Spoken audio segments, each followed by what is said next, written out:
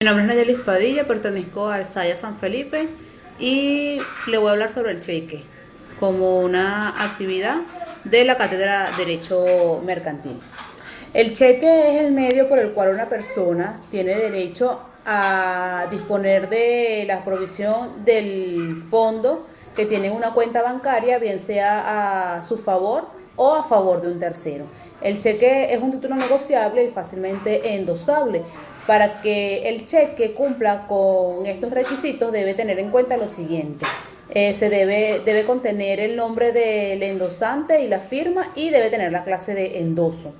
Las diferentes denominaciones que asume el cheque dan pie a sus diversas formas, como las que podemos nombrar son el cheque de gerencia, el cheque para abono en cuenta corriente, el cheque intransferible, el cheque viajero, etcétera.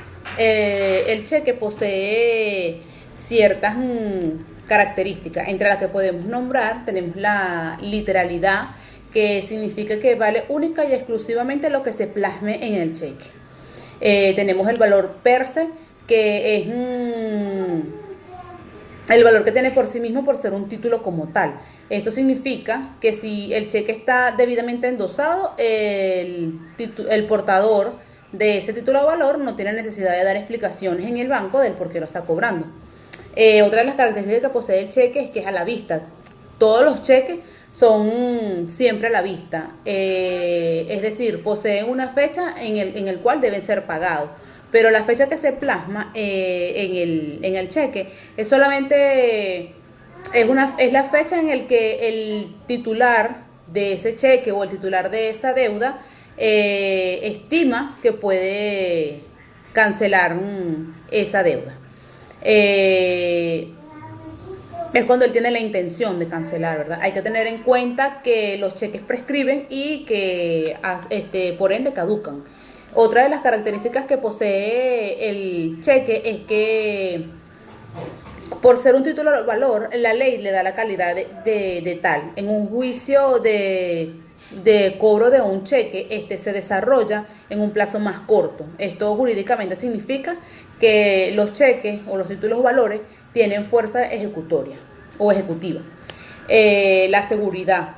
En la seguridad, algunos de los cheques pueden tener inscripciones o tintas de seguridad para su verificación. Así se reducen los fraudes, una manera preventiva para evitar los fraudes. En la actividad comercial de nuestro país es muy frecuente que se utilice como garantía el cheque. Esto es para respaldar las operaciones de crédito, ya que estos se emiten con una fecha futura, y esa fecha futura coincide con el vencimiento de la deuda que tiene el titular de ese título o valor.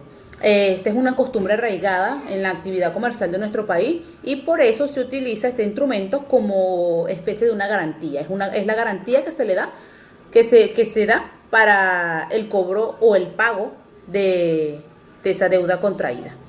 En la utilización del cheque pueden existir ciertas desventajas, entre las que podemos nombrar: si emitimos un cheque personal, puede existir la inseguridad en la emisión o la inseguridad de la legalidad en la emisión del mismo, saldos en las cuentas bancarias, la autenticidad de la firma, puede existir el riesgo de pérdida del documento,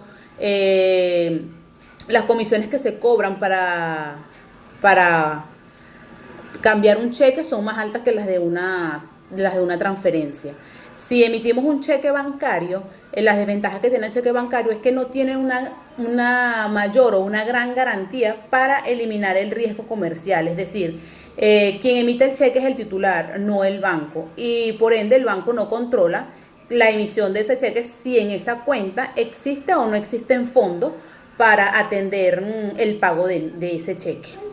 Existen también muchas formas para evitar el fraude a la hora de emitir un cheque, a la hora de utilizar cheque. Entre las que podemos mencionar es que hay que contar el número de cheques que contiene una chequera, que los números o los folios coincidan y que no falte ninguno, evitar de emitir cheques al portador, tratar de expedir cheques nominativos y con leyendas que diga para ser abonado en cuenta, o colocar 2 rayas paralelas al final del cheque, emitir con escribir con bolígrafo, escribir con bolígrafo las cantidades en números y en letras para, para así evitar el fraude y en el inicio y en el final colocarle algunas líneas. En casos de anomalía de la chequera, no recibirla y notificarlo a la agencia.